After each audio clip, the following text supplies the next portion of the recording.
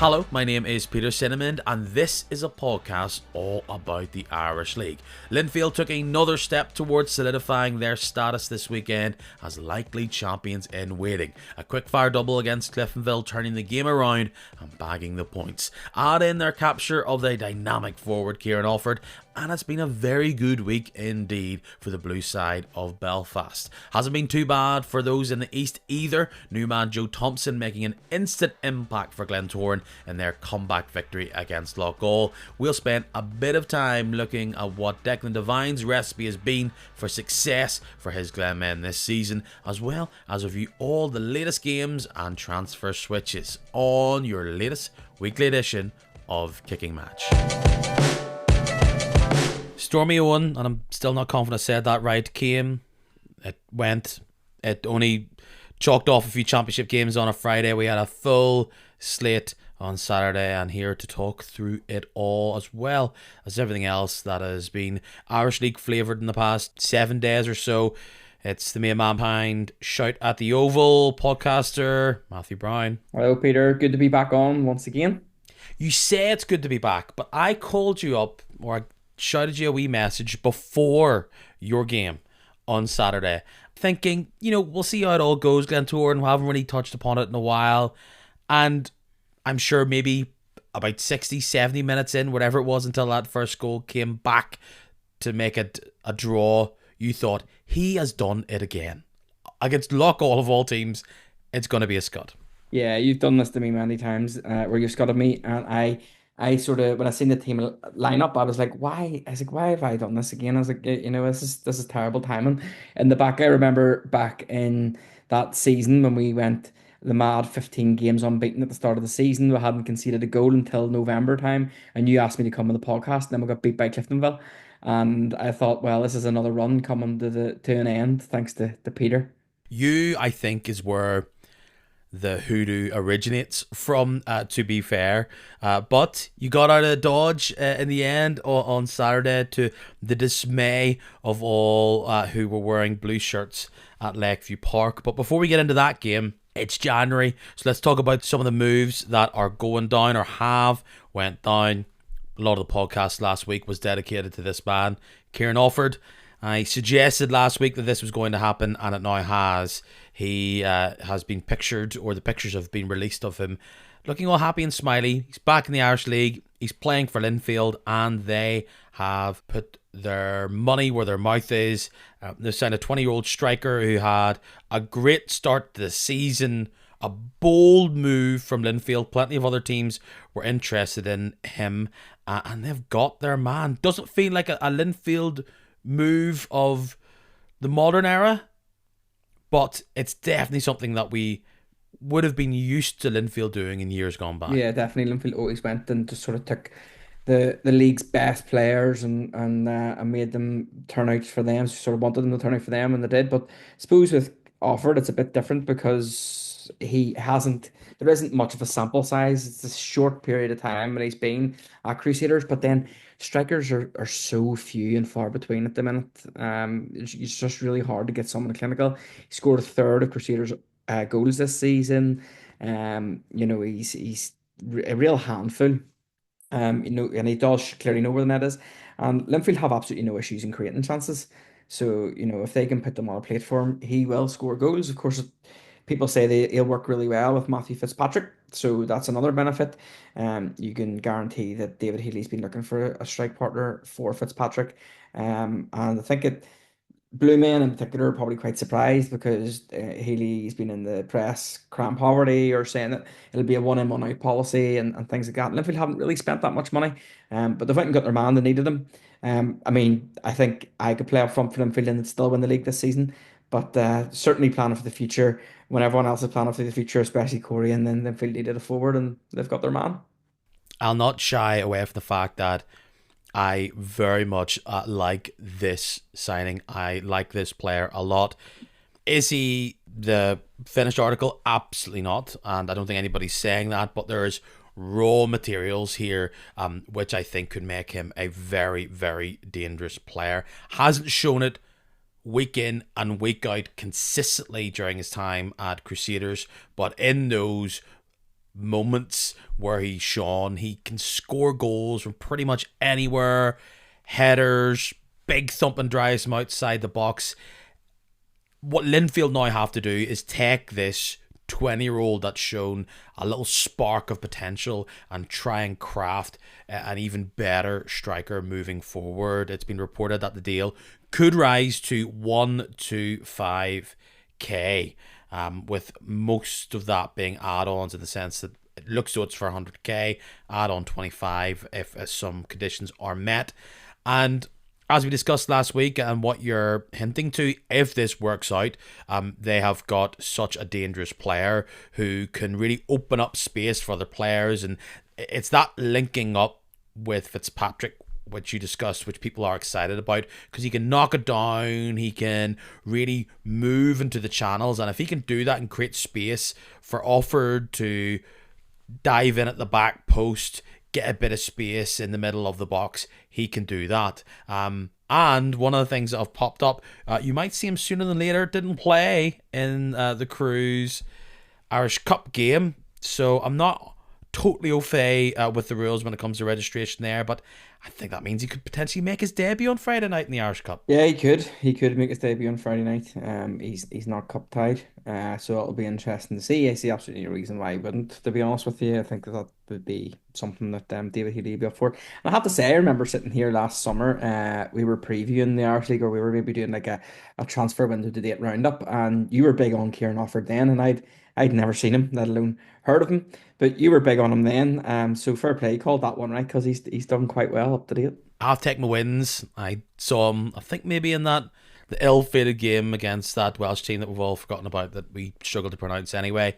We will see how this comes. Was it a flash in the pan, or could this be a dominant force in the league to come? I think most importantly, what he brings to Linfield is a slight bit of unpredictability. Linfield have become somewhat of a system team outside of Cooper, and I think in Offord they have somebody that can kind of play what they would say in American football off schedule. He can nip and move, and he can create a fair bit by himself, or he can really take those half chances and get goals out of them. And I think where Linfield have struggled in the goal department, and stats do not say that that's been their problem this year, but in previous terms where they're not able to turn a lot of those draws into victories, is because they haven't got someone in that mold that can nip in and kind of get a goal out of nowhere. I think Offord has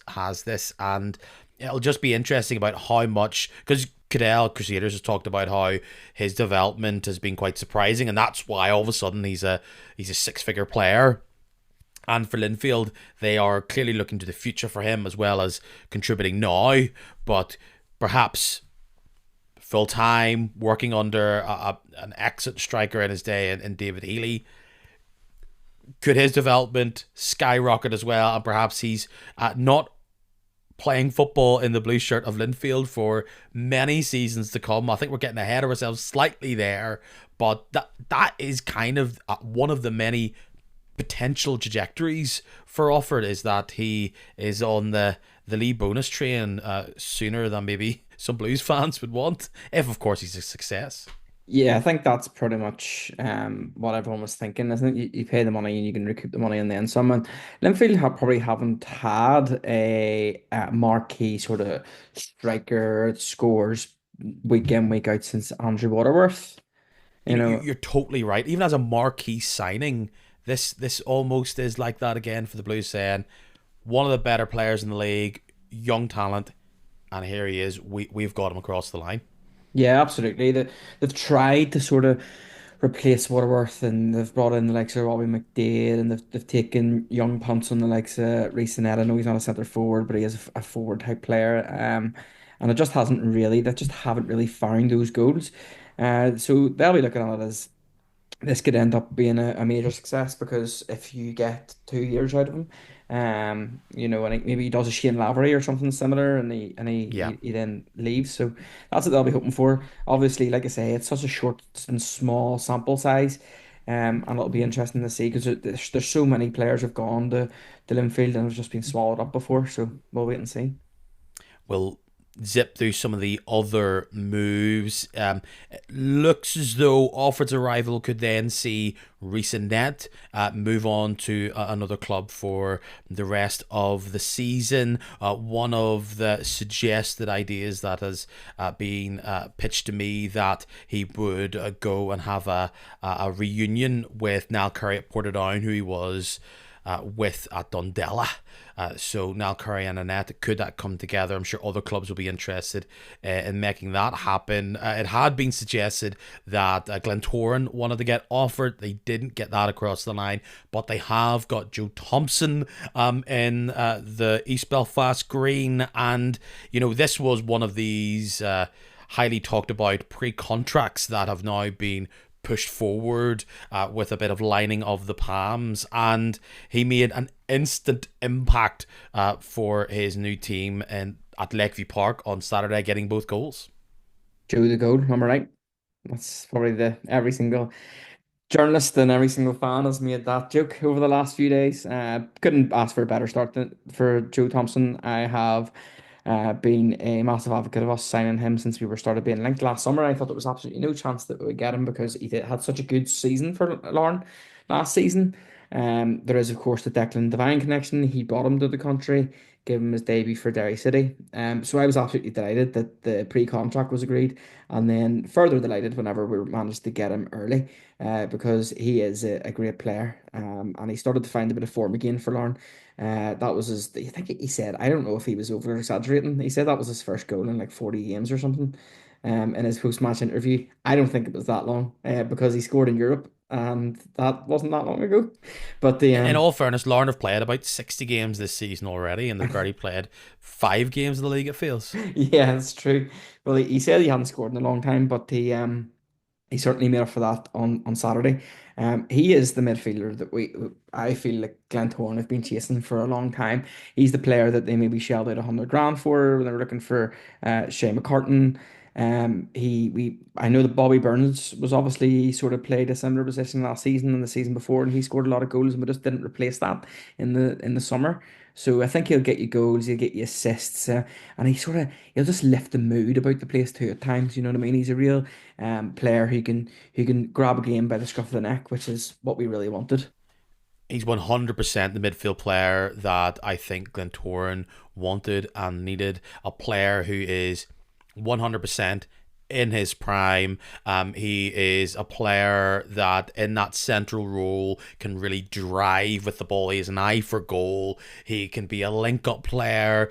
Sometimes someone like that can get lost in the shuffle. I don't think so. I think, oftentimes Lauren would try and push him forward or would need to push him forward in their formation. And I don't see him as a striker. He's not exactly a number 10, but he's a player which Glentoran can have in their side based on everything else that's around him, where he's that mix of an 8 and a 10, where he gets the ball centrally and he'll either find a man or he'll drive it up the pitch and draw in players and maybe open up space for strikers. I really, really like this. And as you saw on Saturday, when he gets his eye in for goal, he can score the spectacular, but also has that experience, has that cool head to deliver the winning penalty as well. And I mean, you have to say, Cammy Palmer was absolutely excellent on Saturday, and he was absolutely excellent in the Shield last week. He's a great player. You've got Joe Thompson in there, you've got Fuad Suli in there. Obviously, James Singleton is injured. I believe he's out. I've heard 68 weeks. I'm not too sure how accurate that is. James Douglas on the bench. Charlie Lindsay with an eye for goal. Glentoran had quite a weak midfield, I felt, for a while. Was really lacking something, lacking that attacking instinct. Too many players who were all very similar. I feel now that we've maybe got the sort of a near to or a complete midfield, the midfield that we've been looking for a very long time. Just a really good chemistry in there. That is if Joe Thompson sort of continues that vein of form where he started on Saturday. So it's exciting. I think that there's not too many changes you make to that Glentoran midfield, and I'm interested to see how it works going forward. Yes, Sule is the six, Thompson is the eight, and then you just pick and choose what flavor you want that third man to be, and he's actually someone that particularly Douglas, I imagine, will learn a lot from and help develop his game. If we're talking about transfers and Glentoran, it's being reported as we record by the Belfast Telegraph that the player that scored past you on Saturday in Nathaniel Ferris, someone who a couple of teams have been looking at, could be turning out in a Glentoran shirt sooner rather than later. An interesting player to bring in if it does happen, because he is in that big man kind of style, kind of a target man, but really can bully players and help with the link up play.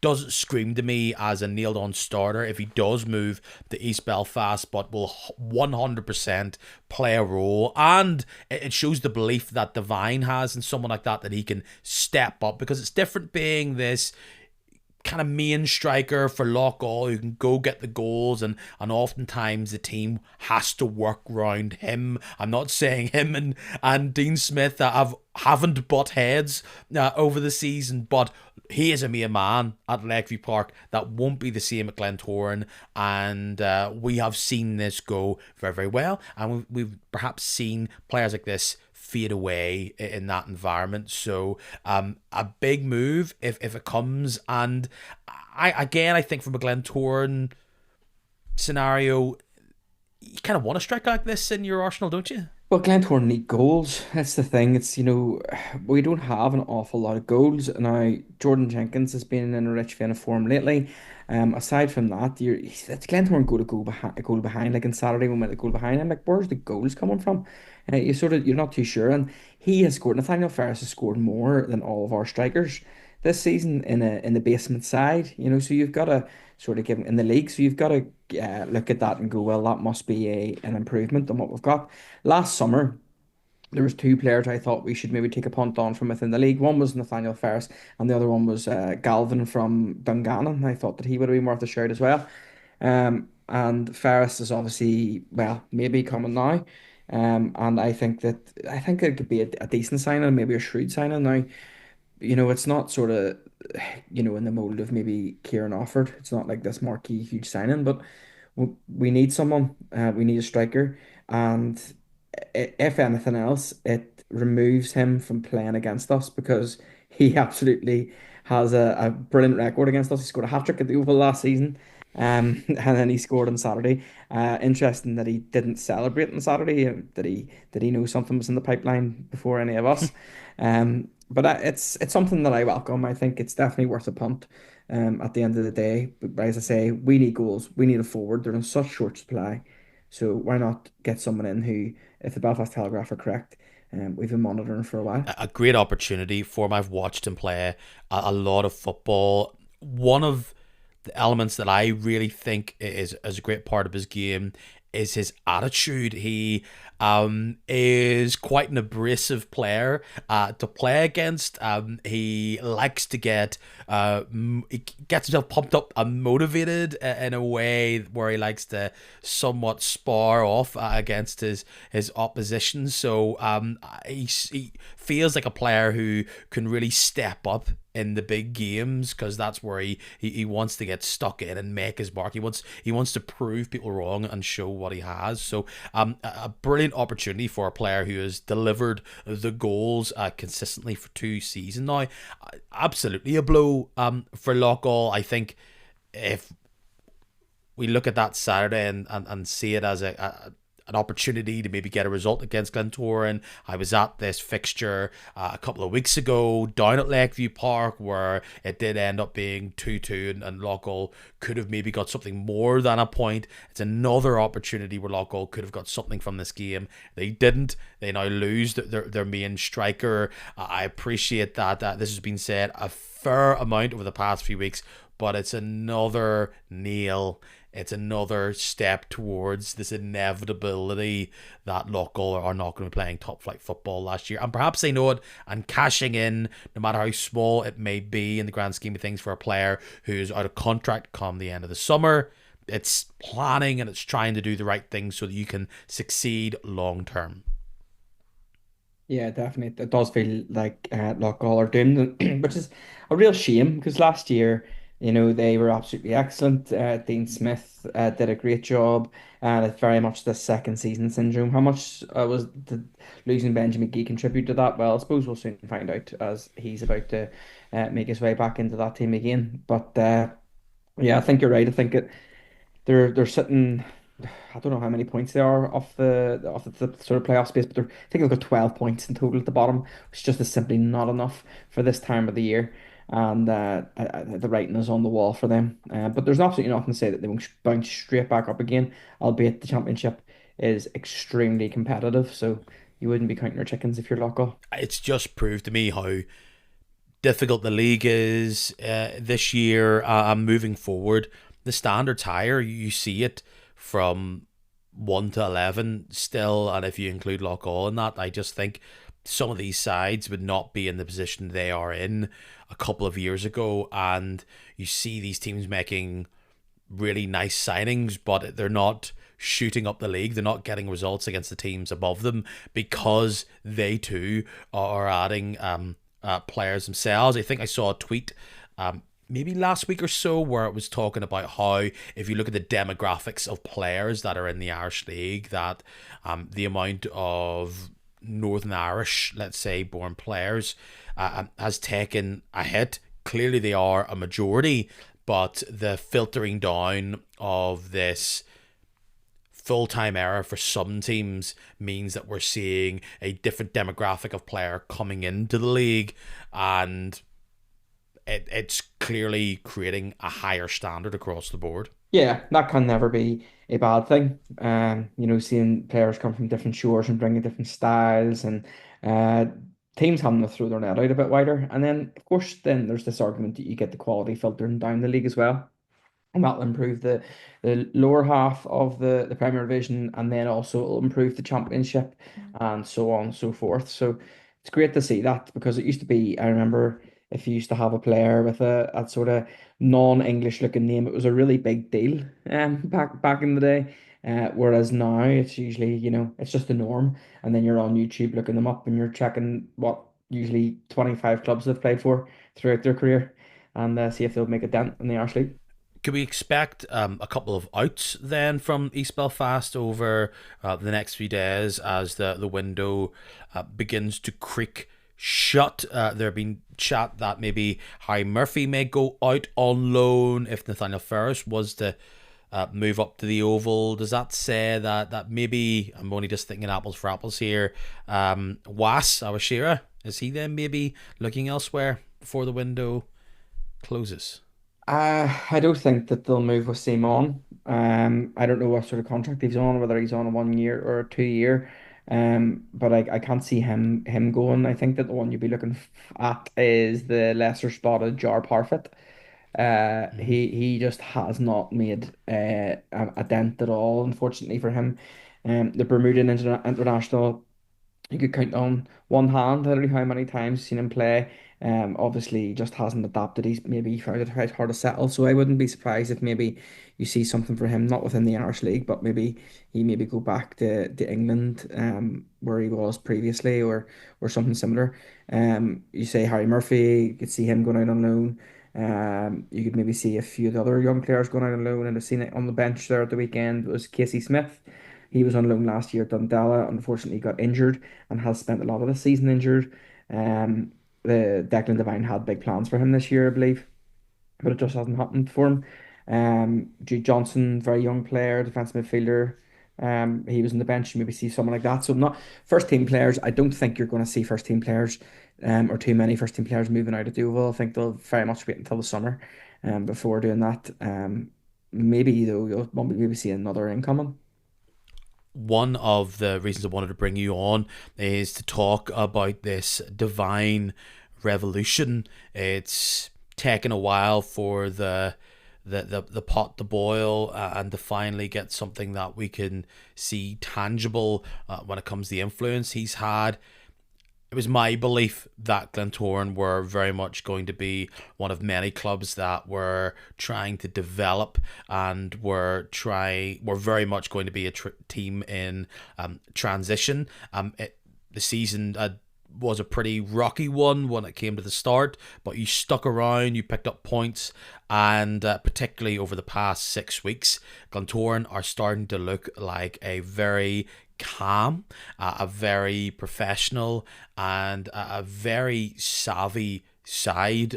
Not words that many people would have described Glentoran based on what we've seen over the past few years, but it just feels like business as usual, week in and week out, and it's very, very clear, at least to me and many others within the league, that Devine has steered this ship towards a really positive place. Declan Devine is an extremely likable character. He when things aren't going well, and he was sort of trying to win over fans, and he was doing his post-match interviews. People were very keen to call him a waffler, and he says all this stuff, and he tries to win you over, and he talks about East Belfast. The next thing he'll be mentioning the Horn and the Wolf Cranes, blah blah blah. But he is just a big motivator. You seen last week in the Shield when he brought the players over to the fans, and to ask for the fans to give them one last roar to sort of get them through the game. He does that in the middle of games. He really is this big personality. On top of that, you could see what he was trying to do at Glentoran. He realized his mistakes very, very quickly. When, for example, at the start of the season, we were playing a back three, it wasn't really working out. He was quick to change it. In game, if he thinks that the player's having a bad game, that player will get taken off and replaced very quickly. He's not afraid to change formations. It's he doesn't wait about for things to happen. He just makes them happen. He sees his in-game management, I feel, is quite good as well. For example, in the crew against the Crews in the cup, he seen Johnny Russell was having a tough time. He was on a yellow card. We could all see he was going to get sent off, and he didn't make it out for the second half. He subbed him. So it's stuff like that, small changes. Um, and I think that he's definitely got the fans on side now. The first sign of it was he sort of, you've seen a bit of an inkling at Portadown, Shamrock Park, but the cup semi-final, he was stood in the pitch on his own. The fans were chanting his name, and it was clear to see that he'd won the vast majority over. They're now on a 12 game unbeaten run. He doesn't just look for a player; he looks for a personality. And speaking to players from within the team, that's clear to see. He's just installed this real professionalism throughout the club as well. You're in for a certain time, you're away at a certain time. That didn't exist before. We've got this infrastructure in place. Fans will see that there's things like we just announced a partnership with StatSport, and to the outside eye that might not look like much, but this technology is one of the best in the world. It's used by some of the best clubs in the world, and we've managed to get it as a partnership. So ultimately, we're not paying money for it, and we've got it from the under 13s up. Declan is now getting, he's going in and asking for these sort of things, and he's getting them. The board are supporting him, the chief executive are supporting him, and he's bringing this from full-time football because outside of Warren Feeney, Declan Devine is the first manager that we've had since the takeover that is actually knows what it takes to manage a full-time football club. He's been there, he's done it, he's won trophies with a full-time club, he's managed Bohemians, which are one of the biggest clubs in Ireland with a huge fan base and huge expectations. And I said to Fuad Sule on my podcast, there's the similarities to Bohemians and Glentoran are absolutely striking. Fans starved of success, two big clubs with a massive fan base who just seem to falter season after season. So I think that, last season we sat with Ali. I was part of a group of Glentoran supporters that sat with Ali Poor, and Ali Poor explained his reasons of why he appointed Declan Devine. And at the time, we thought, you know what, that makes ultimate sense, and we'll see if that comes to fruition. And it's came to fruition because everything that he said has happened to date. Now, there's a long way to go. This league is on a knife's edge. Glentoran are a few bad results from maybe being fourth or fifth. There are a few good results from maybe looking like they could, even if Lauren win their games in hand, they could maybe pull away from Lauren into that second spot. They could do a clean sweep of cups this season. Who knows? Alternatively, we could go out on Friday and the whole season could crumble. So it is on a knife's edge. But as things are going now, it's going great. And he's bought himself a lot of time. and that's massive at Glentoran is to buy yourself time from the fans, and that's the minimum expectation that he's got now. What grip does he have on the club? Has he decided that he wants to just be the X's and O's man with his team, or is he taking a more holistic overall view? Does he know everything that's going on all the time, or is he just looking after club matters and someone else looks after the transfer business? How's it all shaped up? In terms of transfers, Declan Devine has total control over what players he brings in, and that was one of the things that the club are really keen to reiterate when he came in, because we know we're not like supporters, and other people aren't silly. They know that they've heard the likes of Rodney McAree talk, or they've heard others speak about how the manager before maybe didn't have total control. I'm not sure about Warren Feeney. My inkling is that Warren Feeney probably did, because if you look at the players he brought in, it was like David Fisher, and we tried to bring in Lance Foster. He was previously played under him, so maybe Feeney did too. But Declan definitely does. So he identifies the player, he identifies the position. He certainly asks for opinions. He could go and ask Paul Miller, "Do you know a player, or could you ask or find me a player?" I imagine that's maybe where Cody Lance Foster came from. I would need a centre half that can play right back. Can you find me one? Do you know anyone? And that's worked out well. Cody's absolutely flying at the minute. But Declan, I hosted a night with Declan at the start of the season where he did a Q&A with supporters, and he said himself there, him and his coaching staff have total control over what players they bring in. And now he's not sitting in the boardroom negotiating contracts and deciding what wages the players are getting. That just doesn't happen. But he is definitely picking what players come in, and for what positions. And I mean, his transfer business has been absolutely spot on. Some of the players, uh, you know, some of the players in that team, Danny Amos and like Yulai and Frankie Vid, even Finney Thorndike, I think is a great option to have. Did well on Saturday, I think. Um, I think he's nailed the transfer business so far. So he's clearly got an eye for a player. And talk to me about this Cottenham Shield. Lorne are denied the five Pete. It's won via penalties, and it very much looked like all the ones in the stand wearing green were having an absolute party of a time. Yeah, it was. I mean, I said on my podcast page, I often snubbed the County Antrim Shield, had a bit of snobbery to it, and that's because when I grew up, the Glens were in 3 to 4 cup finals a season sometimes.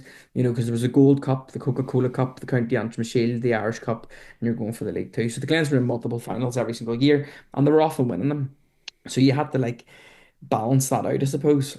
So the Countdown Shield was never seen as it was always seen as the lower of the competitions. Now we hadn't won a trophy since 2020. I hadn't seen Glentoran win a trophy in a stadium since 2015, because obviously we weren't allowed in the stadium in 2020. So it was important to get this trophy over the line, because we'd lost two of the finals before. We lost the one during COVID and penalties, and we lost the one last year. So it was important to get this one, and it showed them players what we're about. And you seen the way the players absolutely loved it at the end of the game. They really really lapped it up. It was brilliant. Yeah, That if some of them players leave, say Danny Amos leaves at the end of the season, and I don't know, goes to England, gets a League Two club, he might never win another medal in his career, because it's really hard to win trophies. So to get that feeling of what it's like, to win a trophy is really important. It also shows them players what we're about as a club. It shows you the pull that we have, the way that the fans celebrated. And that was a Tuesday night. We've got another cup final coming up, and I've said that many players on my podcast down the years have said it this year. When anytime I speak to them, if the winning trophy at Glentoran is special, the way the players celebrate it, the traditions. We have a lot of supporters clubs, we have a lot of supporters clubs in East Belfast, and they tour the clubs with the trophy, and it's a really big occasion. The way Nifl market this game, it's going to be huge.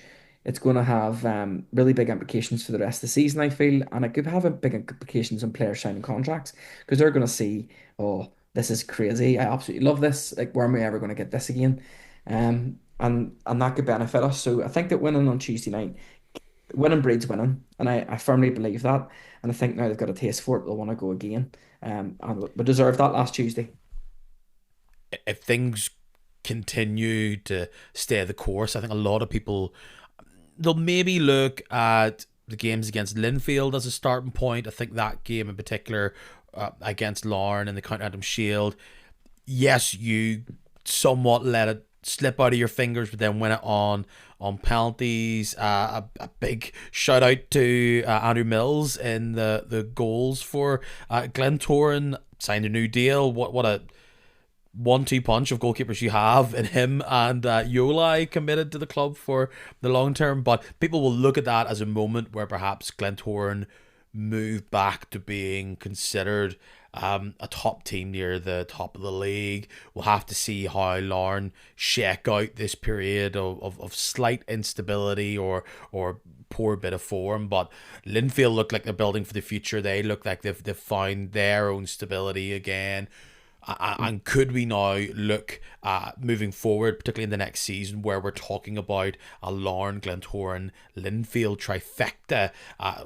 Obviously, the full time teams in the league, we really don't know. Coleraine is as well, but we just do not know how they're going to be next year. Maybe they'll want to join that cohort. But we could see a slight changing of the guard when it comes to who people see as the top teams in this league. And Glentoran have always been up in that vicinity, but back when we talked about the mini leagues in previous years, absolutely not come to the fore this season. But you would like to believe, I imagine, from a Glentoran perspective, that you're not too far away from being back in Gibson Cup territory again. This season is not going to be the one.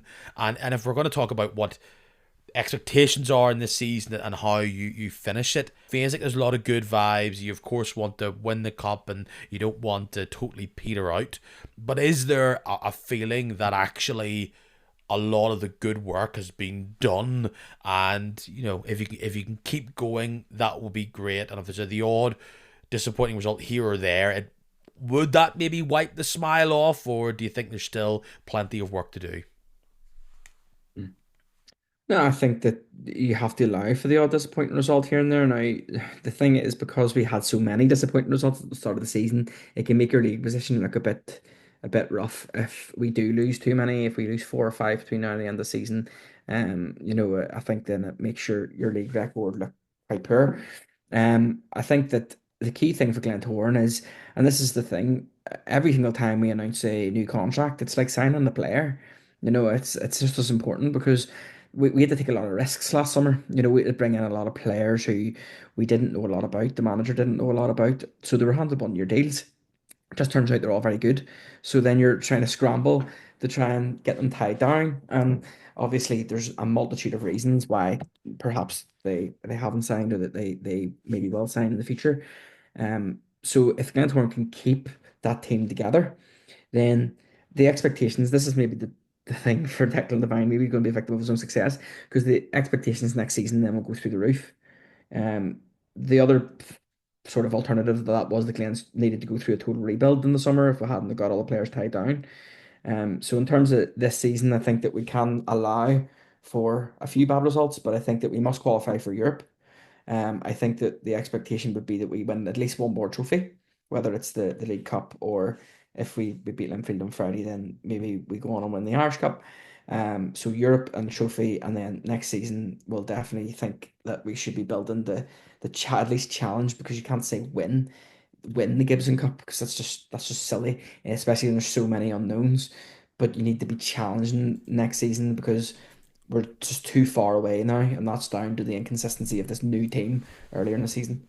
Super quick, what did you make of the Lockall side that you saw on Saturday? It was a very different Glentoran side. Illness seemed to just strike through the heart of that 11, and there was a lot of maybe not nailed on starters getting a berth in the side. Um, it's it's just a little too late.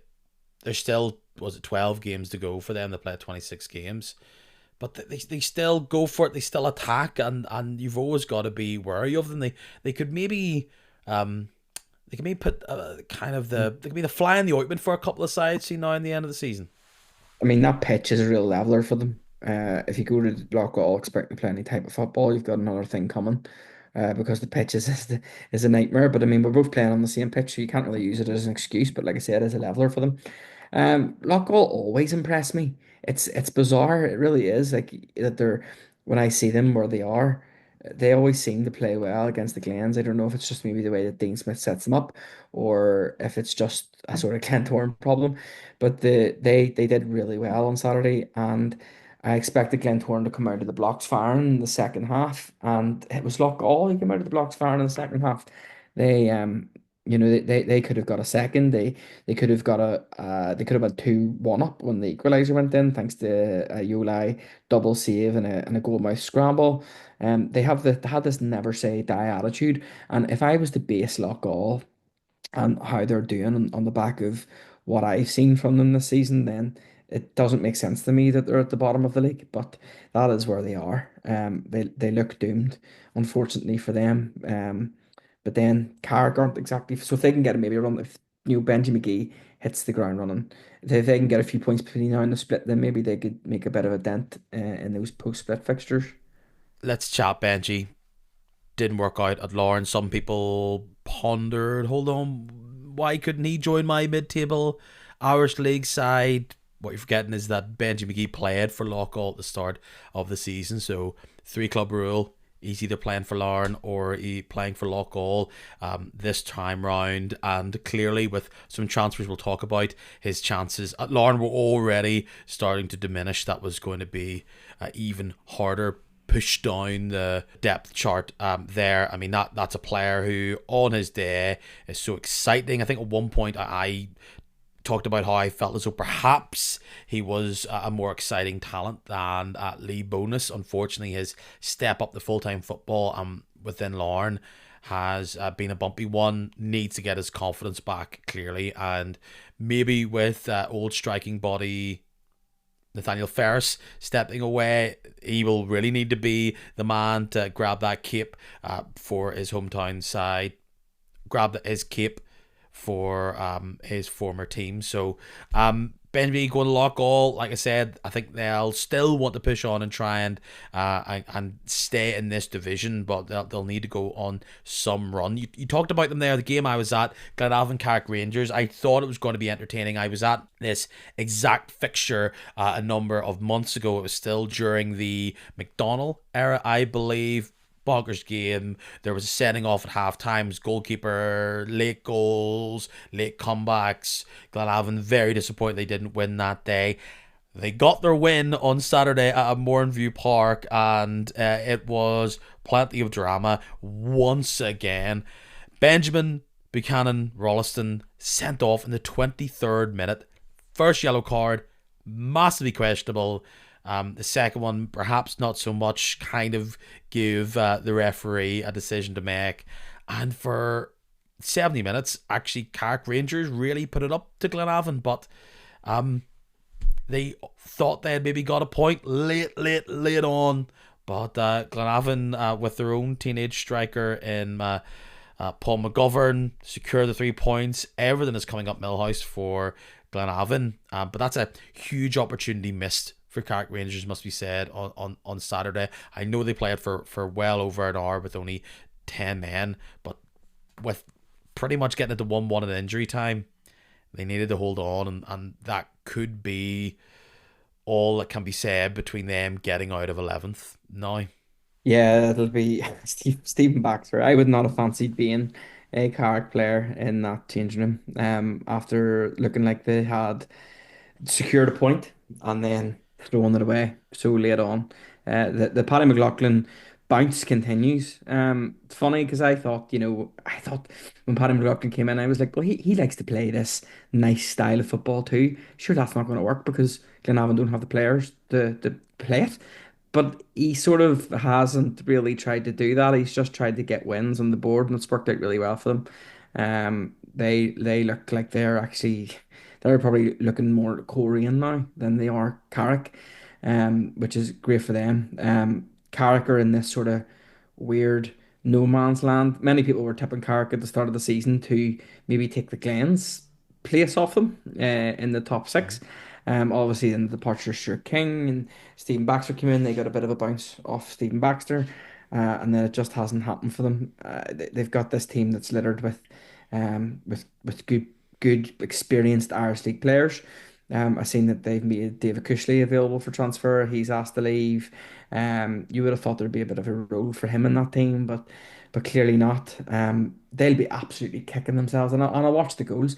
The goals were really poor to concede for both teams, to be honest with you. But Mhm. Carrick especially, and just that 93rd minute, I couldn't believe it. I couldn't believe it. I was one to lose my mind on on the radio reporting. It was 6 points between them. Now that's pushed on to nine. They do have a game in hand against Glenavon, but the way they're playing, I said on Saturday, what McLaughlin has done with this Glenavon side is simply remarkable. It's all the same players that I said at the start of the season was going to finish last. They looked as though they were a strong contender to be that way until McLaughlin came in. And I'm sure if you were in camp at McDonald, you would say, you see, the team was all right that I got. They just needed a bit of time to gel, needed a bit of time to work. But I have seen both versions of this Glenavon side this season, and it is yin and yang. They're a feisty wee bunch, Glenavon. Perhaps they're getting more goals than they had before. They perhaps still struggle, and maybe Saturday not being able to score a plenty against a Carrick Rangers side in 11th with 10 men maybe alludes to that. You need that ball over the top and Peter Campbell to finish. That's 4 wins in a row. Barney McKeown and Niall Quinn together as a partnership have only conceded 3 goals in the league in I think 5 games. So it's all coming together there for Glenavon, and any sort of relegation drama could, of course, still be in their future, but looks as though they're just going to continue on. And a player who I have seen completely change his impact on the side in recent weeks under McLaughlin has been Peter Campbell, and they agree, and they've just signed him to an extended long-term deal. So he's sticking around at Mourneview Park, and they're getting a tune out of McDade and O'Connor. And McLaughlin says he's not going to sign players unless he thinks they're going to improve the team. So he is really getting something special out of a side that was struggling earlier on. Yeah, definitely. And I think that there's probably a few Irish League clubs scratching their head wondering why they didn't welcome Paddy Mm-hmm. McLaughlin into their ranks. Peter Campbell's a great player. He's a player obviously that Glentoran have admired for a long time, and Glentoran have tried to get him on a couple of occasions, but he's not willing to go full time. And I think that he's flying again. He lost his mojo there for a while at Glenavon. He did. Sort of the last sort of 12 month, maybe even 18 months, you could say, period. Some people would say it's since he signed his last long-term contract, and they would have said, "Oh, he's down tools, whatever." I never believe that to be the case. I don't think the players just give up because they've got a bit of job security.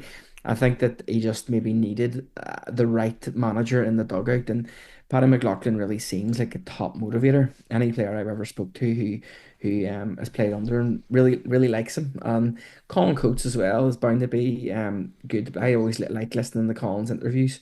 He was a no-nonsense defender on the pitch, but he sounds like a really nice guy off the pitch, and I think that He seems to be the good cop in, yeah, in that he, scenario. he does. Colin Coates, and I mean, what a huge amount of Irish League experience you have within that backroom team. So, totally yin and yang season for the men from Lurgan. On Carrick, they feel like they could have been on a similar journey to Glenavon, changing their manager, going for tried and tested Irish League experience in Stephen Baxter.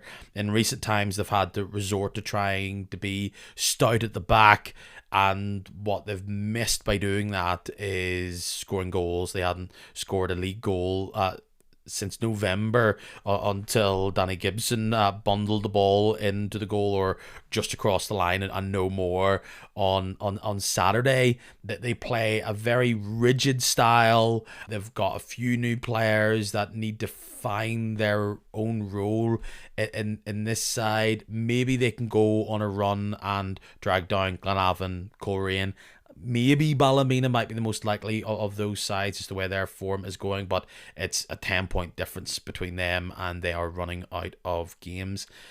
The issue with Carrick is that I think I wouldn't feel as confident for them the way things are at the minute if they were to go against a Limavady or maybe an Anna, or some sort of team bursting with confidence. They look now like a team who are caution first, and that can often be a bad mix when you're going up against a team who, if they whoever finishes second in the championship, will have a bit about them. Will have that devil may care attitude, and that could.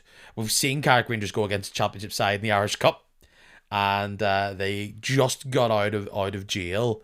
How that goes again against even better championship side at the end of the season, if they do in fact finish 11th, which is looking their most likely destination, might be a squeaky bum time sweaty affair. Yeah, it's too early to judge though, because you just don't know in the RC, because they could put this mad run together and start climbing the table, or you just don't know. So it's hard to tell. But it'll be an interesting one to watch, because there's no mugs at the top of the championship this year either. Both Limavady Valley and Bangor look like very formidable sides. So be an interesting one. I'm sure Stephen Baxter didn't see a relegation on the cards when he took over Carrick, so I'm sure he'll be doing his utmost to make sure that doesn't happen. I talked about it on Saturday. Watch out for O'Malley. That long throw in, he must have had maybe 10 or 12 attempts across that game. And if you are a team that is playing against Carrick, you will have your heart in your mouth every single time, because it is a weapon. A few sides have big long throwers. O'Malley is Delap esque in his ability to just ping up. I mean, there was at one point he was about 10 yards into the Glenavon half, an advertising board into their half, and he was all players up in the box going for it. And of course, it was what led to that goal. Despite the big scrum in the 6 yard box, that is how Carrick got their goal. They need to find a bit of mojo up front. Let's talk about a team who dipped their fingers into the championship. A player which I also liked a lot. They've given him the number 10, and he made his impact starting on Saturday. Lawrence sign up Welders duo Tiernan O'Connor. That's the striker I was talking about. They've also taken on Josh Key, and he's a midfield player. He's went back to the Welders till the end of the season. That somewhat is to counteract. Levi Ives has now officially went to Coleraine. Joe Thompson as went Glentoran, as we talked about. So players leaving, players coming in. They will hope that they have banked on new, young, emerging talent here, and suggest that Lawrence still feel as though there is, with all these signings coming from random places and random teams some of us never heard of or feed, it's hard to compare how like the Gibraltar League compares to the Irish League. This kind of feels more closer to home, getting players from the championship, and in O'Connor's case made an impact setting up the first goal in their win over Ballymena on Saturday. Yeah, it's always good to see sort of players sign from within the Irish League, and everyone has such high opinions of O'Connor. Anyone I know who's watched him regularly thinks that he has the ability to go on and be a top Irish League striker. So it'll be interesting to see. No better way to start than by all accounts a man of the match performance on Saturday. Um, when I seen that Ballymena had got an equaliser, I thought, oh, happy days. The arm wobble continues, but it wasn't to be. And they did well. Dylan Sloan has to give credit to Dylan Sloan, who's having a great season.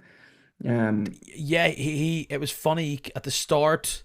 He was playing a bit of a role, either through injury or through form, kind of dropped out. I'm sure this was a year that perhaps he felt as though he was going to take that step forward within that Lawrence side. Didn't seem to be. But in recent times, they've needed him to step up to the fore, and he has done that.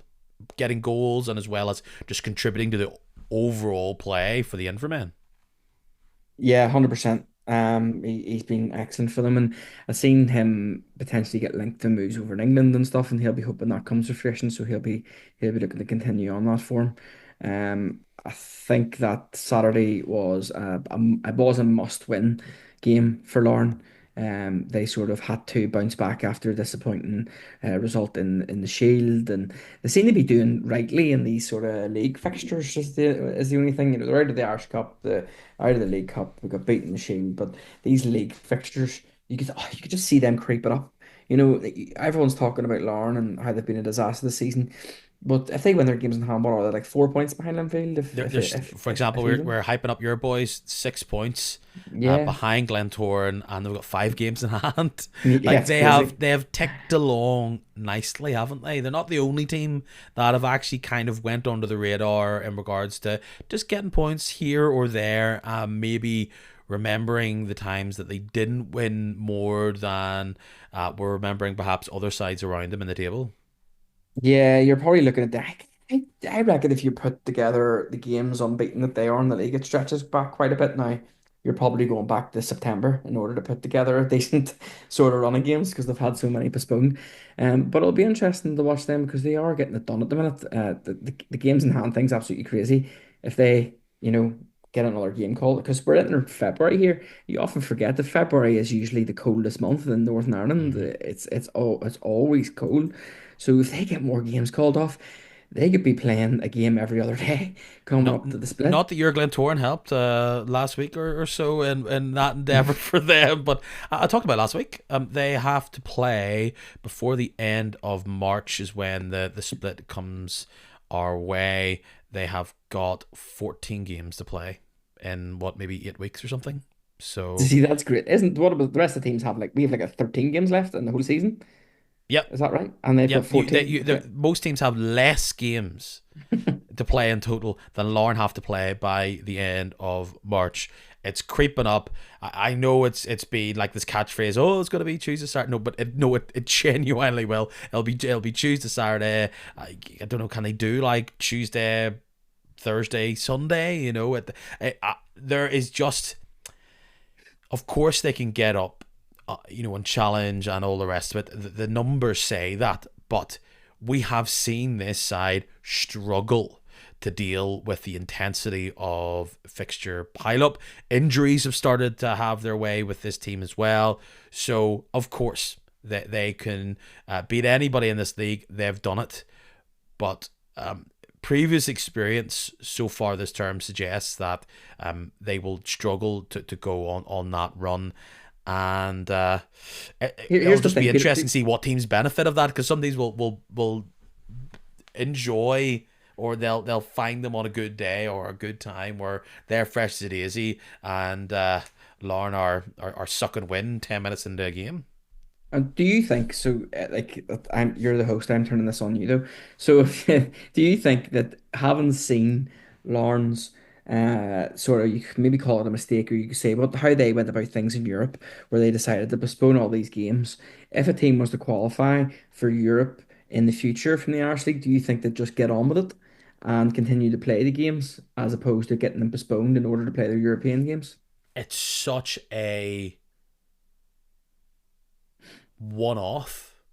Like, it's only happened once ever Hmm. that we've had a team get there, and it was such a financial bounty at the end of it all. There's costs there. It isn't, you if traveling out to, was it Azerbaijan to play the Yeah. team in Armenia, that is not a bus ticket to Newry, to be fair. So they have to pay for all those costs, and that's what some of this money comes in. So it's not all profit.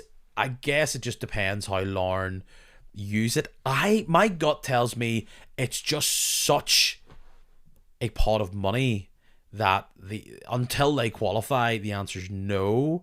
Or you play, because it will likely be a Linfield, a Glentoran, or a Lauren, or perhaps could be anybody.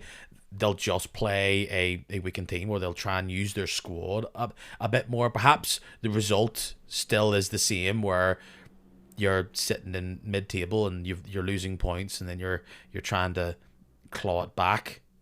But it's hard to tell. Maybe the league takes a different view on it, and try and change it up. Maybe Lauren should maybe have tried to play a few more games. It's a complete lottery. Again, it's if it works, it works, and you look like a genius. If it doesn't, everyone's here with hindsight telling you how you should have done it. Yeah, no, I don't sympathize. They had to make the decision, and I'm pretty sure that they probably didn't think, for example, that there'd be, a storm, mad storm, or The in storm, the the floodlights. floodlights. Yeah, it's very much like a COVID season when games were getting called off, not just for COVID, but for all sorts of reasons. And then I was looking at the table going, well, these games are never getting played before the split. And I was extremely vocal at the time, being like, Nifl need to make a decision here. They're going to play some sort of shortened league. And then it actually all turned out to be fine in the end. So it could be the same here. It could just be hyperbole from us, and they could be fine. They our team that does just felt that they're playing in their own lane, and maybe will benefit from sides not having to have played against, because a lot of the sides who are flying high, Swifts, Portadown, Ballymena, don't seem as hot now, and maybe they have their chance to get up their own head of steam, get their own momentum. It's strange because they're taking the cash for Ives. They've taken the cash for Joe Thompson, and if you were to really go for this league in the way that some people would expect, you would think surely those nominal fees are not worth you pushing to try and go for the title. It's been a topsy turvy from on the pitch to off the pitch. There's been highs. I wouldn't really call it lows, but there's been bumps along the way, and it's just hard to write the book on Lauren this season because there's just so much more to go. But I think I've just seen them. We've all seen them struggle with the tank low, and over the next few weeks, they will either grow calluses all over their body and take care of everybody. But the problem for them is that when they're winning, they're not winning by loads, and that'll be different. It'd be different if it's going down from, well, they're beating everybody 4-0 and they'll still squeak by 2-0, maybe the odd 1-1 draw. It's the Linfield game. Linfield game will rubber stamp this, or we'll keep on the maybe and the could be's. But a good win for them against Ballymena, because they take the lead and then Ballymena claw back a goal, and then they have to come back. Strange to see Andy. It shows how much Andy Ryan is not playing in the same kind of slipstream that he was before, because he gets it past the keeper and you think last season he would have knocked it in, and he doesn't do that. Of course he does get a goal in this game, but they're just not the same side. But they get their victory. For Ballymena, they amass such a brilliant points total at the start of the season that we continue to talk about, but their slide is just non-stop. There's not many easy games in the league, but they're not getting the best out of anything. No, no, it's not a good sort of showing for them, is it? And it doesn't get any easier. It's one of these things where you look at the games in the league, and I've been there. I've been there as a Glentoran fan many years ago when Ronnie McFall's boss, we won something like 15 games out of win or something silly, and you're looking going, where's your next win coming from? Where's your next you know where's the next easy game coming from? And it just doesn't happen. But you just have to write it out. They've got Linfield at home, then Cruise away, which is actually now looking more difficult than it was a couple of weeks ago. Put it out at home, and then which might look a bit easier based on what we've seen. Then Larne at home, Glens away, Swifts away. Much more difficult game being at Stanmore Park. Cliftonville come to the showgrounds, and then they have a chance away to Loughgall. I don't think they've got a great record against Loughgall in previous years, or at least it's a more even affair than what they would like. So you would suggest there that unless they get the motor going, top six is gone. And as long as they don't fall away, they'll just kind of stick around there. Again, expectations compared to what the reality is. Like I've said previously, Jim Irvin's definitely feeling the heat from fans, and so much of what they were was based around Ben Kennedy, and be it clubs have copped on to what he was doing well, getting the success. They were in for O'Connor. Like, they were interested. They didn't get it. So now they look again to try and find this elusive striker, which we've talked about everybody has been looking for, but perhaps, and I don't know the history of this, but do Ballymena need to think, right, how can we get next season's Ciarán O'Connor now? Yeah, well, the thing is, about Ballymena are lucky that they had that run at the start of the season, really, to be honest. And Jim Irvin, he can't really be. He needs to be planning for the here and now as a opposed to the future, because he's really, they're not that far. They're 10 points off Carrick. That's not exactly a really safe cushion. He is feeling the heat, no doubt, from fans, but I think that because of the run they had at the start of the season, that it might be okay to save him, and or they might decide to sort of blink and change in the summer. The other thing is too, with their assistant coach leaving. They might hope that a change in the coaching staff maybe makes a bit of a change to things. But it's definitely one of the Ballymena fans will not feel comfortable at all. They were absolutely flying at the start of the season, and you know what that's like. Some of them are probably getting carried away. But I always think that, see, when you're winning games in the last minute or by one goal or getting a lot of penalties, you're usually riding a bit of luck, and that luck usually runs out. And I think was what happened to Ballymena. Maybe you call it bad luck for the Swifts on Saturday. Their game was delayed by 15 minutes, so if you were sat there listening to the results come in, perhaps everybody had a bit more of a keener focus on what was going down at Stagmore Park, as pretty much one of the last kicks of the ball, if not the last one, was Coleraine saving face, getting a draw down at Steinmore Park. I think Dungannon are looking better each week, as long as they don't drop points. They feel like they're going to be able to stick around in that top six for them. Coleraine, they've got a few games on some of the sides above them, in Crews, Portadown, and the Swifts, and all the rest. But even with the new additions, it's the goals that they concede. I know it's only one on Saturday. They feel like they're always stuck in the mud in these games and aren't getting as many results as maybe the expectations or the investment was hoping for. They're just an absolute basket case. I think they are signing all these players, and they're not making. I mean, obviously it's early doors. You know what I mean? They're signing all these players. They have to settle in and stuff and things like that. But their fans will be absolutely up in arms at how things have gone this season. It was always a risk last season having to rebuild an entire team. Trust me, I've been there. You just don't know with the Glens. You don't know what way it's gonna work out, but it hasn't worked out to date, and they don't look like they're improving any.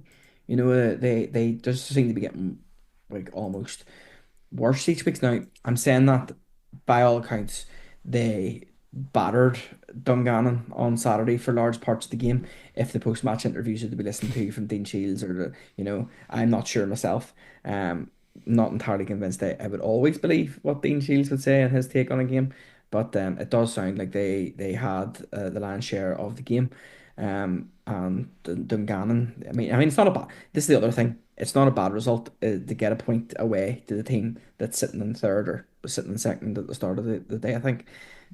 But they will see themselves as a better team than Dungannon, with higher expectations than Dungannon, and Dean Shields is certainly under a bit of pressure from their fans, from what I've been seeing. Yeah, Levi Ives starting there. Coleraine have wanted to get this project up and running this season rather than wait until next. That they added in Buddy Burns, who was playing for Cliftonville last term, brother of Bobby. Have Doherty in the side as well, and by all accounts, they aren't done there. It's you see every rumor going, and if Colerane's name's attached to it, you kind of just nod and go, yeah, fair enough. They want to improve this team, and they're going for in this league the top end players, and they're getting them across the line. Of course, it will take time for them all to blend, and this clear out that happened at the start of the season unsettled the team, and they just haven't recovered yet. What when it comes to fans and when it comes to people in charge of the club, will they stick the course, and will they continue to have patience? And of course, playing against Dungannon always has that extra bit of zest between these two, not in rivalry, but just in comparison. It's a difficult team to kind of compare your homework against, because both managers manage the other side. Coleraine see them as a themselves a much bigger club than Dungannon. Of course, they are in many metrics, but Dungannon continue to outperform them this season, both in results, the league, and oftentimes head to head. 1-1, probably, like you said, in a vacuum, isn't that disappointing for Coleraine, because Dungannon are a tough side, but they need to start getting these wins from somewhere, or they are going to they're on the outside looking in on the top six, and they need to get going, because games are running out for them to get in there. Big result for the Crews. I mean, it's a week where Offord's gone, Stewart was out. Uh, it was highlighted again how Lecky and BJ Burns is out for the entire season. They have Portadown coming to their ground, a team who had two victories against the Crews earlier on this season. Get off to a great start, a top six rival, 3-2, and they get the points. And now Ports have a game in hand on them, but they're not. I was wondering, were Crusaders just going to fall away and let maybe the likes of Cliftonville and Coleraine and Portadown fight for who would stay in the top six? Crusaders are saying, we're here, ready to get stuck in and hold on to our spot at all if possible. Yeah, I think that this game, if you're watching it, was a one for defenders just to close their eyes and ignore. There wasn't much defending being done.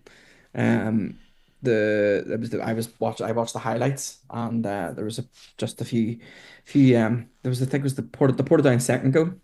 Tuffy absolutely spilled it, and then the Portadown will be disappointed for the defending for the second two goals the Crew scored.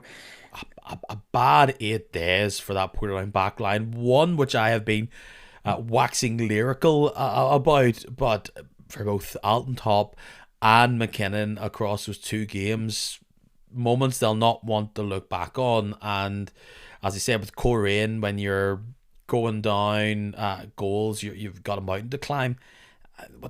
I've joked about curry time earlier on at the start of the season. It's in recent times it's becoming reverse curry time. They're putting on are giving the teams a lead before they've even got themselves warmed up. It was like the first minute or something. Crusaders get their goal, and it's a pretty poor affair there. It's have to be said, and they're still on fourth, but this is starting to be a significant decline for Portadown in recent times. Yeah, but I mean, there was people who expected Portadown to be sort of bottom two, so you can't really be too disheartened if you're a Portadown fan or from the outside looking in. When it gets to this stage of the season, you can sort of expect teams with maybe the part-time teams, or the teams that maybe don't have the strongest of squads, to maybe fall away a wee bit.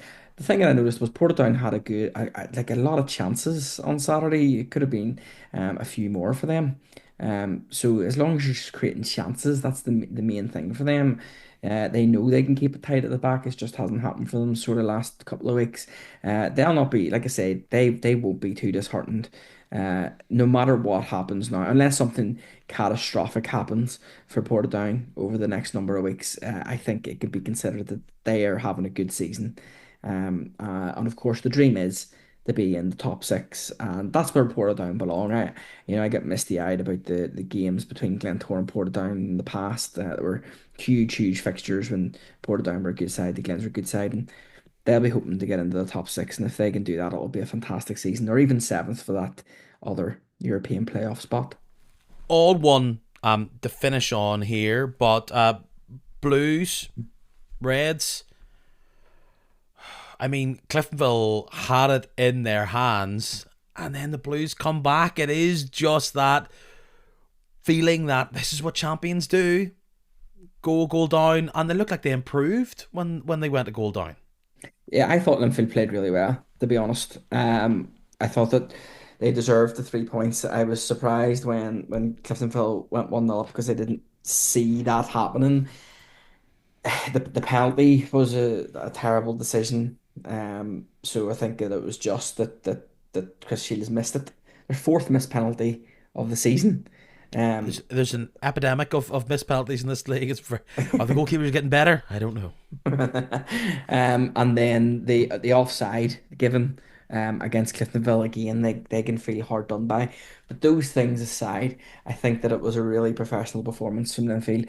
Kyle McLean was shown why he is the current holder of the Ulster Footballer of the Year award. He could have scored a few screamers, but he didn't. He just scored the easy one. But he played very well, and Linfield in general played very well. And I think that they would have sent their fans home very happy, and that they'll be glad to see that, especially going into a big two fixture at the weekend. They were stretching their muscles squad wise. There's Charlie Allen back. He hasn't played a huge amount. I don't know if that is due to this not being in the side. More likely to be an injury. They are, of course, going to add Offord to this side. They've extended David Walsh. That maybe suggests that long term intention wise, he is going to be their number one. But yeah, I agree. I thought Cam McLean was doing what he does really, really well, and that's picking up the ball and just with his running penetrating the lines between midfield and defence. And it's a big goal from Gormley to get backs her up, but it's that 1 minute 90-second stretch where it's a 1-2 punch from Linfield. I think the first goal really wobbled the Cliftonville back line. It's obviously for the second one a per ball to lose in midfield, a swift counter, and then Fitzpatrick with the finish. I felt as though Automasu could have done better with both. I talked about this at the time where it was such a big call. I know it was a bad game against Glentoran for Automasu where he made those key mistakes, quite visible mistakes in that matchup. But to take him out of the side and to not stay the course with Lewis Rid, you left yourself up to a situation where the confidence could have gone. I thought with that first goal, he wobbled and he should have done better with the second. Yeah, it's an issue, isn't it? A player who you see was absolutely outstanding for Cliftonville last season. Absolutely pivotal for them, and he's made a few mistakes this season. You see it so often with goalkeepers. You know, a goalkeeper can be the cock of the walk, and then the next thing they're a feather duster. It's a sort of you've seen it. Aaron McCarry was the same. He's at Cliftonville. Rowan Ferguson at Larne. He made another mistake there at the weekend. So there's it does happen. But I think that you need to stick with one. You can't do dipping keepers in and out. That won't do anyone any favors. It means that your reserve keeper isn't getting the run of games to prove himself.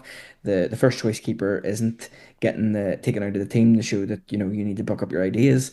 So you just need to pick a keeper, stick with him, and hope he plays himself into form. But I agree, he could have done better.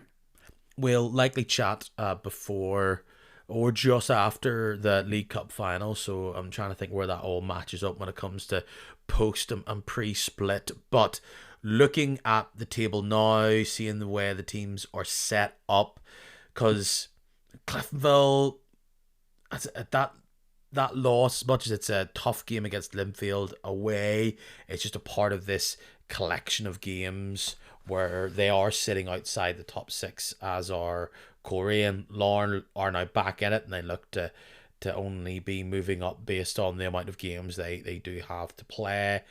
If we're gonna say maybe Linfield, Lauren, and Glentoran are your top three come game 33 into game 34, who do you think are going to be the teams that fill the other three places? Well, I said this to my mate, and it's like, there comes a point in time where we can't just keep on saying that Dungannon are going to fall away because they're on a form that they're in. They're very impressive. Um, I know that they have lost a few, but they still stick around there. I think Dungannon get into that top six. Where I don't know, but I think they get into that top six.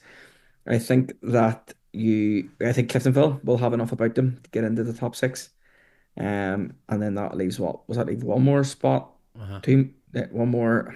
One more. If Larne, Glentoran, and Lim Linfield are your top three, and or then definitely Dungannon, in there. Cliftonville. You're going Dungannon, Cliftonville, and then the final spot would perhaps be between Portadown, who's in there, Crusaders, who are currently in there. They play 25, 26. They're both on 37 points. And maybe you would say Coleraine, 24 games played. There's 6 points off those two sides, but do play Portadown twice. I think that you probably get Crusaders in there. I think Crusaders just have enough experience to sort of get into that top six. I think they maybe finish sixth. I think that you then have Portadown just below them. I think that I've seen Crusaders loads of times this season and I've been impressed with them. Even when, they've played the Glens and they've lost to the Glens, but they've still played well at times. At Seaview early in the season, just before Christmas. They played well for a large spell that game. Last week at the Oval, they played well in the second half. They were 2-0 down and they came out and they did well. So I do think the Crews will have enough to get into that top six. Like I say, I think at the expense of Portadown, who can still consider that a good season. But I just think that they are maybe one or two short. But then the January transfer window's still open. Who knows? Yeah, Ballymena will be fans. They'll be maybe screaming at the podcast, or you'll kind of know that your arrow is not looking like, because they've played 24 games. They're in eighth. They have 32 points, one more than Coleraine, having played the same amount of games. But I think that would be a big turnaround there. We look ahead to this weekend and we return to the Irish Cup. Let's talk about it. Bell Classico, Friday night. Big Bad Blues coming into your part of town. You have had their number and then some this season. Do they owe you a gubbin? Well, I think that watching Cliftonville, Linfield at the weekend was a bit of a concern because Linfield were very good.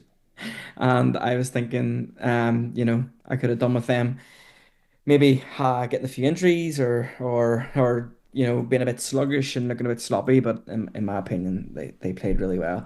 And coming into this game, that always makes me a wee bit nervous. Of course, the Glens have nothing to fear against Linfield as they've shown this season. But then do you work it out in the law of averages? Is it a case of all they've got to beat is at some stage? I'm not sure. It's one of those games that I can never tell. Generally, I can usually when the Glens aren't playing well, I can usually tell what way the game's going to go, and the Blues are going to probably beat us. But when the Glens are going well, I just cannot tell because the Glens have went well many times before, and the next thing they've lost to the Blues or they've just completely blown up and it's ruined a good thing. So it'll be interesting to see what happens on Friday. In my opinion, I can see a draw, I can see extra time, I can see penalties. Very much like the Boxing Day game. We play very well on Boxing Day, but I do think that Linfield are better now than at any stage that we've played them this season. And I think they're growing as the season goes on. Despite what I mean, you listen to some Linfield fans, you think they're the worst team in the country, but I don't buy into that at all. Score predictions then between Glentoran and Linfield? Oh, I think that it'll be 0-0. I think that it'll probably be a 0-0, really, really cagey affair. It might go 1-1.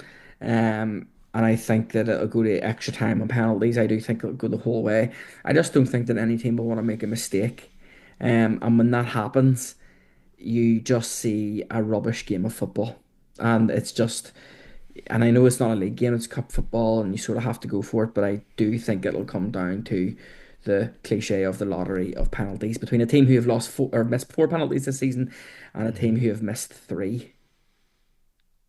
I agree with you. I think it will be a draw. It's that Friday night evening game that adds to it, and particularly once you get 10 minutes into that second half and it's either 0-0 or 1-1, it kind of slows down a bit, and things become a bit more tetchy, and rarely do you see players breaking through the lines. You need a bit more of a individual performance there. I am going to say 0-0, but I think it'll be one in extra time.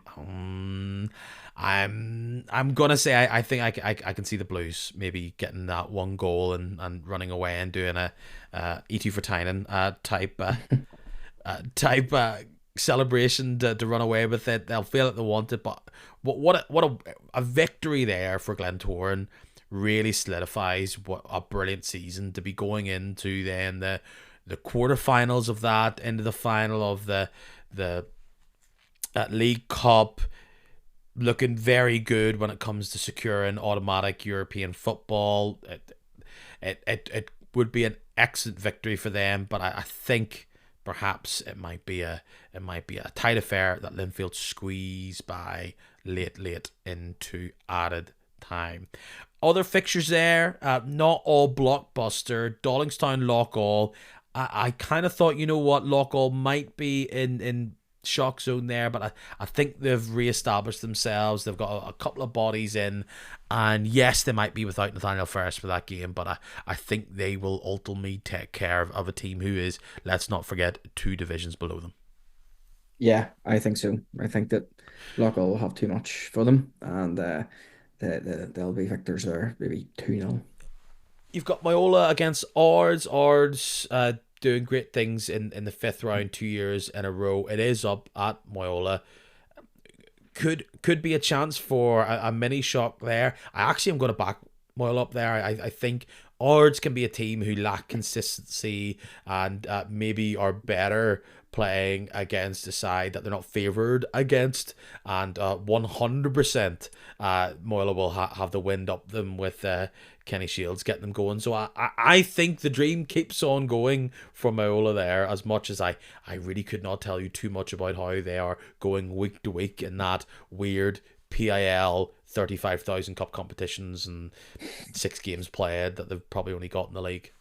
Well, I want this is what I want. I want Moyola to win. I want Coleraine to win, and I want Coleraine and Yes, Moyola to play each other in the next round. I want to. everybody wants that, but will it happen when Dungannon and Coleraine retread a fixture that we've just talked about in this podcast down at Stagmore Park again? Yeah, well, Dungan, I think Coleraine will be, like I say, I've only seen highlights, so they'll be buoyed by, if they were as dominant as what Dean Shields said in his post-match interview, then they'll be buoyed by the fact that they can sort of get the better of Dungannon. And Dungannon might be hurting a wee bit to concede so late on in that game. So there's absolutely no reason why Coleraine can't. Dungannon will be delighted with home advantage though. If I watched the highlights of the weekend, there was some roar when Dungannon scored. I think that the whole town's coming out to support them at the minute. Why not? Great football, brilliant results.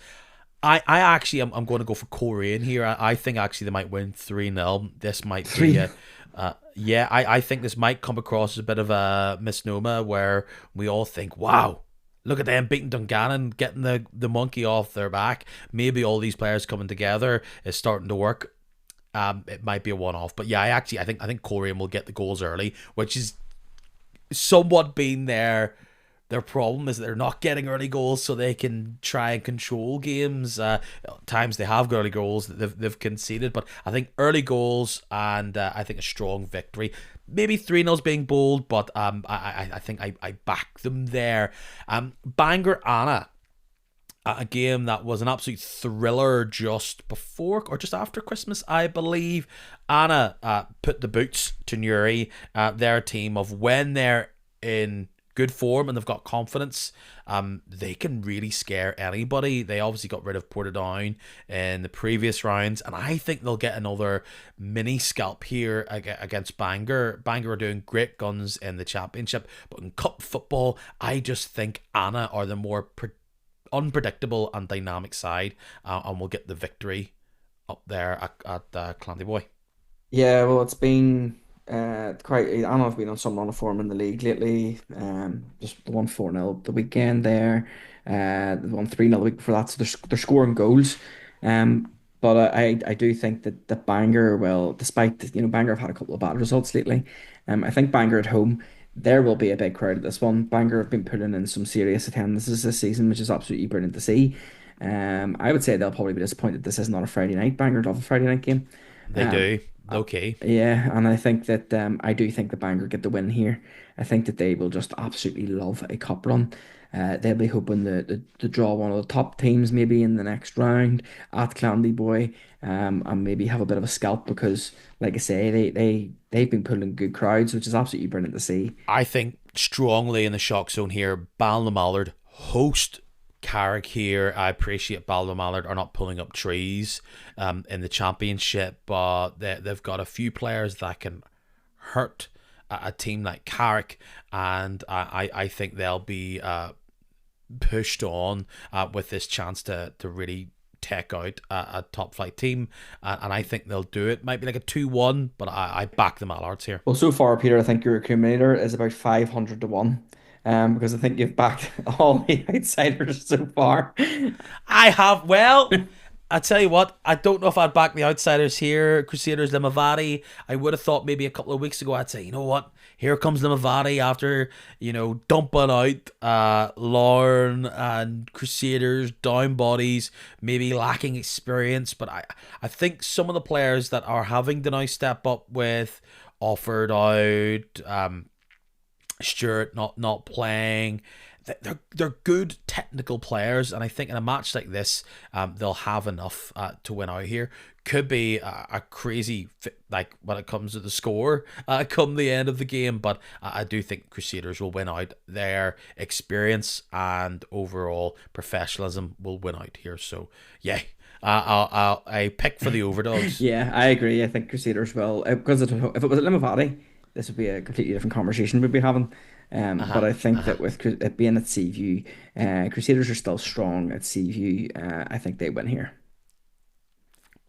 Reds Glenavon final game that we haven't talked about in this collection of games. I kind of like this to go to, it's Paddy McLaughlin going back up to Solitude. I like this to go to penalties. I really do. I think Glenavon win this. I just think that Cliftonville's form hasn't been great lately. Glenavon are have their tails up. There's the Paddy McLaughlin derby. Um, I just think that despite it being at Solitude, I think that the holders go out at this hurdle.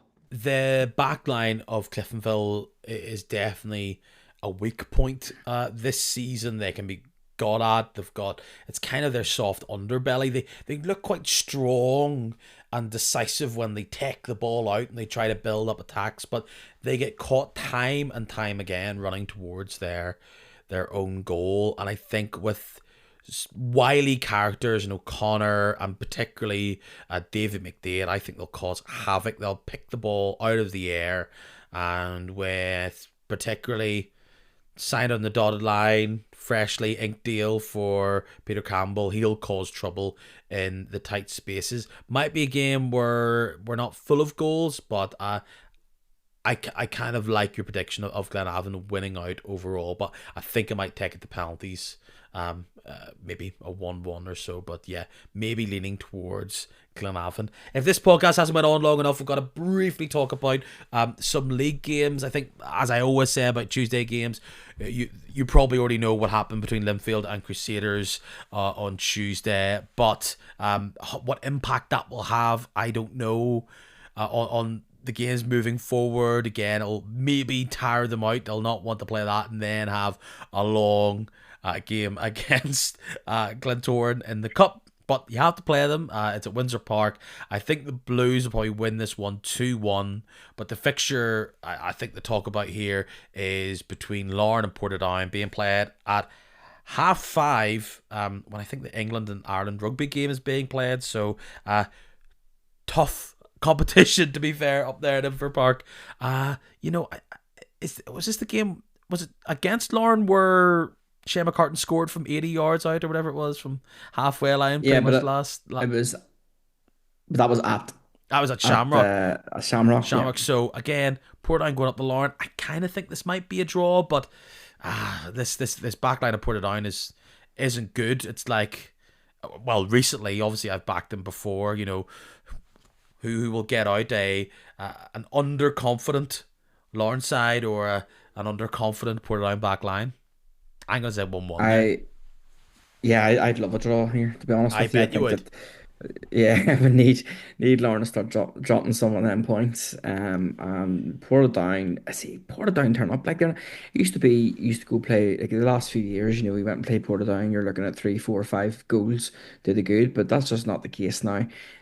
Maybe a bit of a lull lately, but I hope the Portadown can go and get a point at Lauren. I think that they can get a point at Lauren. Um, and well, it'll be a good one to watch, I think. Sort of a wee bit of a break from cup football that day. Yeah, an interesting fixture. We'll see how that all goes down. Matthew, a big one. We had transfers. We had Glentoran revolutions to talk about, as well as all the cup and all the rest. Are you buzzing to look forward to a big final like the League Cup? I've said previously, I really think as much as there isn't the European spot on the line, which adds um, a bit more spice to the fixture in the long run of what's on the line. You obviously want to win the cup. You obviously want to have your big day out. But when it comes to the occasion, it's definitely become such a big day out. I had a great time last year and in previous years. The Irish Cup is of course a great day as well. But when you see, I guess, in the English league where this relative competition, the League Cup, has become a second thought until a big team or a little team gets to the final. This cup kind of has grown legs in recent times, and I'm sure you're going to enjoy it against a team who has a decent record in the cup based on last year. Well, I'm buzzing for it. This is ever since Niffle took over the running of this competition. They've marketed it absolutely fantastically, and I have wanted to get into this cup final so much for such a long time because it is just this middle of the season. It's a Sunday. It's I was telling Tony, our chief exec, he's from England, so I was like, this is actually the biggest game attendance wise in the country now, apart from last season when Linfield and Cliftonville made the Irish Cup final. But I'm pretty sure that the Bet McLean Cup finals had a higher attendance every other year than what the Irish Cup has because it is marketed so well and the ticket prices are so good. So I've been excited for the Glens to get to it. And Cliftonville's the team that I wanted to play in it because both will bring a huge crowd. Add into the mix if they make neutral tickets available, then I think that you're looking at again, unless Glentoran and Cliftonville make the Irish Cup final, then I think you're looking at the biggest attendance this season. My nerves will be shot for it. It seems to be when you get older, your nerves get worse for cup finals for some reason. But I'm really looking forward to it, and I just hope that we can get over the line now that we've tasted that wee bit of success.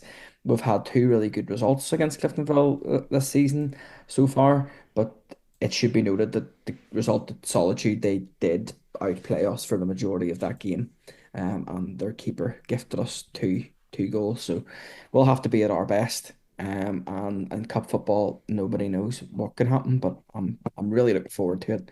I can't wait for the to see how the ticket sales go. You'll be favourites, won't you?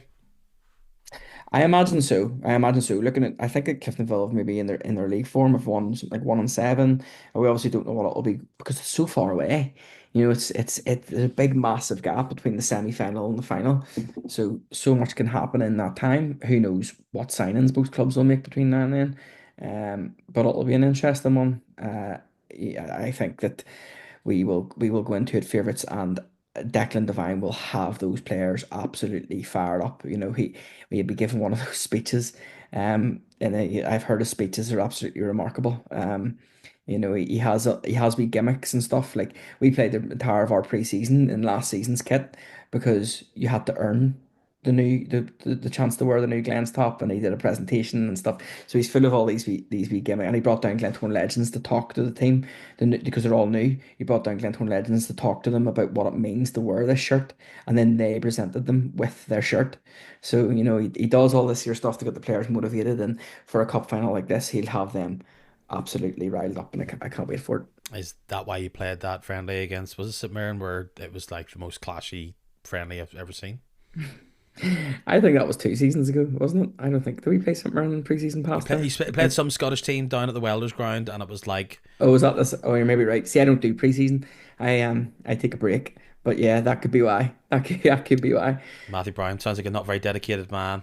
You need to be there for the. You need to be there so you can spot the offered, and then you can be talking about them for. You have to like push your agenda on everybody else until everybody else believes you. Matthew Brown, Shout the Oval podcast. Give it a plug, my friend. Yeah, so shout out to the podcast. Been a bit inconsistent this season, just with I've got a few different roles at the club at the minute, and it takes up a lot of time, new daughter and stuff. But there's still plenty of episodes out I there. love how the Daniel, daughter came after. Oh, it's like go club, go, baby. yeah, yeah. Well, I've had to make a few sacrifices, and unfortunately, the podcast has been one, but they've still managed to release one a month. Some great episodes on there. Fuad Sule's most listened to episode of all time.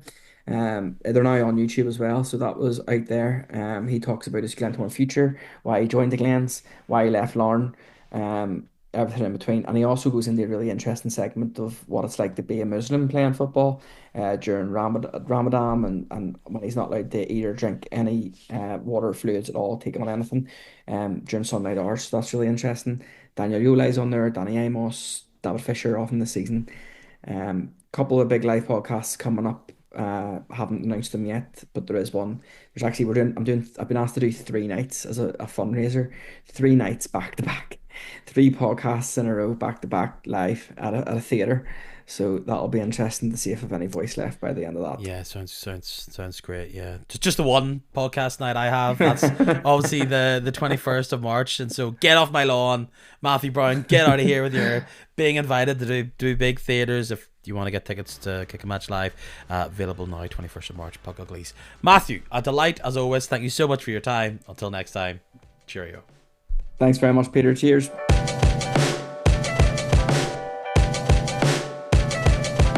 If we're chatting about live shows, I gotta point you in the direction to grab one of those last few tickets. If you go to Kick a Match on Instagram, Facebook, or Twitter, you'll find a link to an Eventbrite page where you can buy a ticket directly from me. I appreciate all the ones that have been coming through over the past few days, so do not wait.